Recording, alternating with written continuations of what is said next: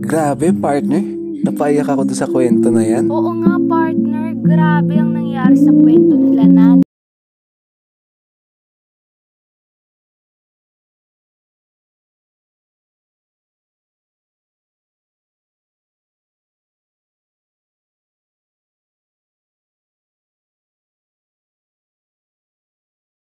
Ito po kayo. Mabuti naman po. Eto, nag-a-adjust pa po sa pagkawala ng anak ko. Nanay, kung sakali man po, ano po ang gusto niyong sabihin sa anak niyo po na namatay? Anak, Jana, nawa ay patawarin mo ko dahil sa una pa lang ikaw ay kinamuhian ko na. Akala ko noon hindi ako masasaktan kapag nawala ka kasi ayoko nang may anak na lumihis ng ibang kasarian. Akala ko wala kang lugar dito sa puso ko. Pero lahat ng yon pinagsisihan ko.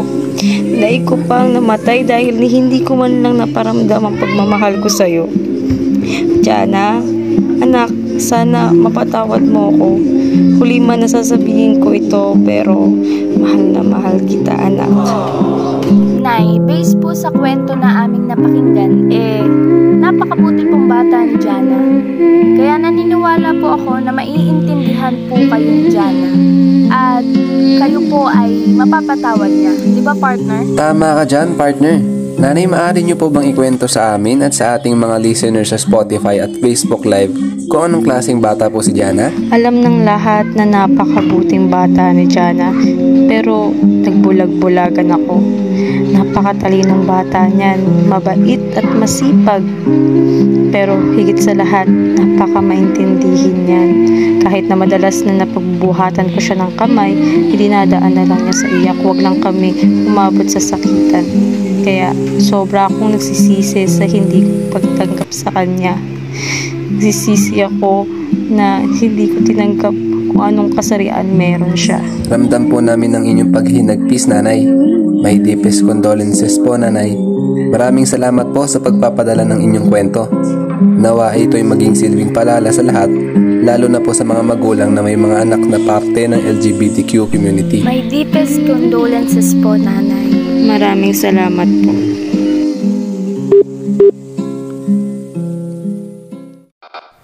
Ayan.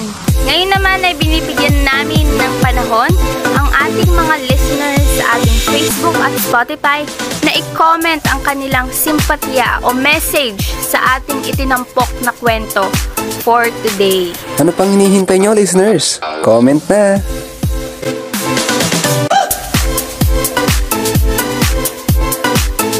Alright, meron na akong nakitang pumukaw sa aking atensyon. Ayan.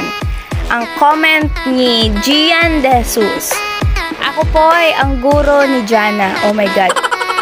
Teacher pala to. Ayan, si Ma'am De Jesus.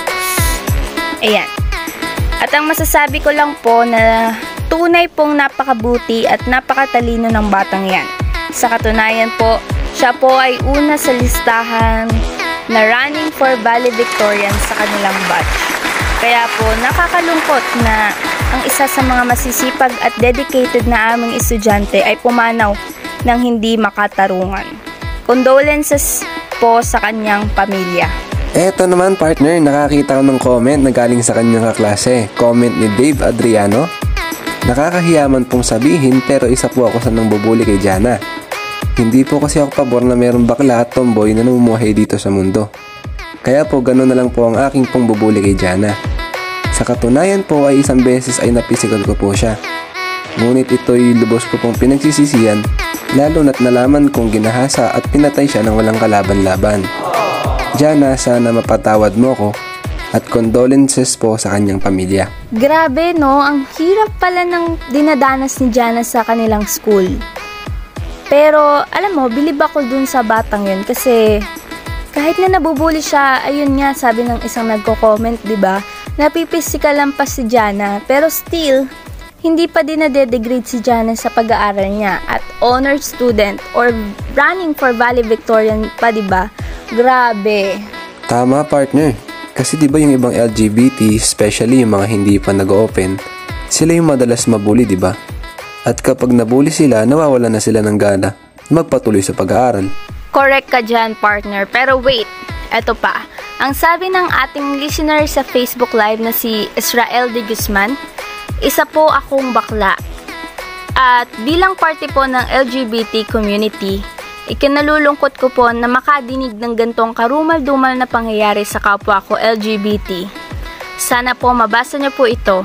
Gusto ko po sana kunin itong pagkakataon na magsalita. Hindi po namin kasalanan na maging ganto, na tumaliwas sa alam ng karamihan na may dalawang uri lamang ng kasarian. Mas magiging kasalanan po siguro namin kung hindi po namin susundin ang sinasabi ng puso namin na magpanggap habang buhay, na maging malungkot, na magtago at magpaka-plastic sa mata ng maraming tao. Di ba nga sabi nila, mind your own business and choose to be happy. Bakit po parang gusto nyo kayo lang yung masaya? Paano naman kami na gusto din maging masaya? Pero dahil takot kami sa paninira at buwelta nyo, pinipili ng karamihan na magtago at ikublin na lalaki o babae sila. Sana magising na po tayo sa katotohanan na mayroong bakla, tomboy, at bisexual dito sa mundo. Grabe ang comment na yan, partner ha. Ayan, nakikita ko sa mga comments, sabi nila louder daw. O diba? Napaka-active ng ating mga listeners for today. Ikaw ba, partner? Ano ang stance mo about this issue bago natin tapusin ang episode na ito? Ayan, parang nasabi na nila lahat, no? Pero ito lang sa akin, partner. For the parents, sana wag nila danasin ang nadanas ni nanay. At saka lang nagsisi nung nawala o namatay na ang anak niya. Alam niyo po, hindi po hadlang ang kasarian at wala pong batas na nagsasabi na dapat lang mahalin ng mga magulang ang anak nila na babae at lalaki. So, wag na po sana natin dagdagan ng bilang ng mga tao na nagsisisi sa huli. Magmahalan po tayo. Ikaw ba, partner? Anong stance mo dito sa issue na to? Okay. Siguro for general na lang, no? Dapat i-embrace natin kung ano at sino tayo. Kung babae, lalaki, bakla, tomboy o bisexual. Dapat mahalin natin ang sarili natin, 'di ba, bago tayo maghangad ng acceptance sa ibang tao. Dapat tanggap natin kung ano at sino tayo bilang isang tao. Kasi madali na sa iba na i-accept ka kung nakita nila na dyan ka masaya at kung wala ka namang tinatapakang tao. Para naman sa masasamang tao, sana magbago na po kayo dahil wala pong mabuting nadudulot sa buhay ang pagpatay o paggugulo sa ibang tao. Mas gagaan po ang buhay ng lahat kung pare-parehas po natin ginagalang ang bawat isa bilang isang tao. Ayan, listeners, nadinig nyo na ang mga simpatya ng ibang mga nag-comment and of course, nadinig nyo na rin po ang aming side. Pero huwag kayong mag-alala, listeners. Just keep on commenting your stance dahil sa ating next episode ay babasahin natin muli ang inyong comments. Thank you for listening, guys, and of course, thank you din kay Nanay for sharing her story. Thank you, everyone. We'll see you on our next episode. Thank you and God bless.